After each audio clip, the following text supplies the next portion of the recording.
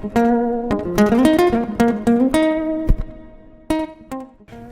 here today with David Gillespie, the author of new book, The Sweet Poison Quit Plan, which is all about how giving up sugar can change your life, including help you lose weight. So David, what happened when you gave up sugar? Well, I lost 6 stone, and the most incredible part about that from my perspective is that was 10 years ago and I've stayed the same weight ever since, which was something really unusual for my life because every year before that I'd been steadily gaining weight. So what benefits can we get from giving up sugar? Well, the most obvious benefit is that you'll lose weight. Most people who give up sugar lose weight. Some lose it immediately, some it takes a little bit longer, but they all eventually lose it. The best thing about it is because it's not a diet, it's just a plan for how to live the rest of your life. And it's really just one simple rule, which is don't eat sugar. And because it's that simple, most people can do it long term without any difficulty at all and find that the weight stays off. So people often talk about a withdrawal period with sugar. Is that true, and how long can we expect to take while we're craving sugar? So the withdrawal period is very, very similar to withdrawing from other addictive substances like nicotine. So people who've given up smoking say that it's exactly the same as when they gave up smoking. There's a 2 to 4 week period where they experience withdrawal symptoms. So that's headache, depression, mood swings, cravings, intense cravings. Usually it feels like hunger or thirst during the withdrawal period. The good thing about it is it ends. Fantastic.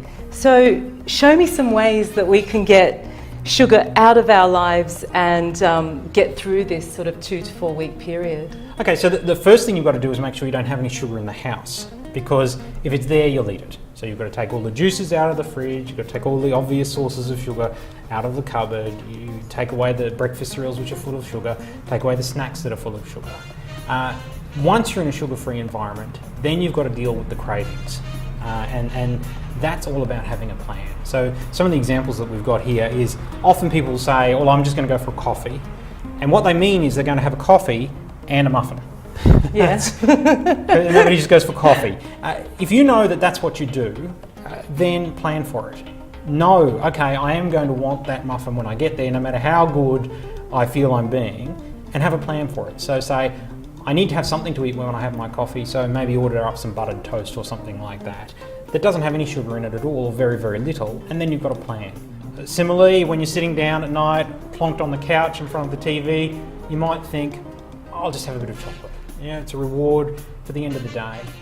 A good plan there is have something else that you consider a reward, so that you can still have the relaxation at the end of the day, but instead of the chocolate, have some nuts or something, you know, and get some really nice ones, some expensive ones that you would consider a treat, and have those on standby instead.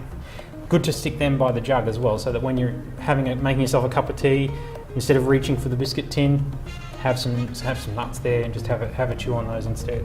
On a Friday night, I like buying myself a Magnum. Yep. And having it, I'm sure there's lots of women out there that are the same, and having it as my treat while I watch my crime drama on a Friday night.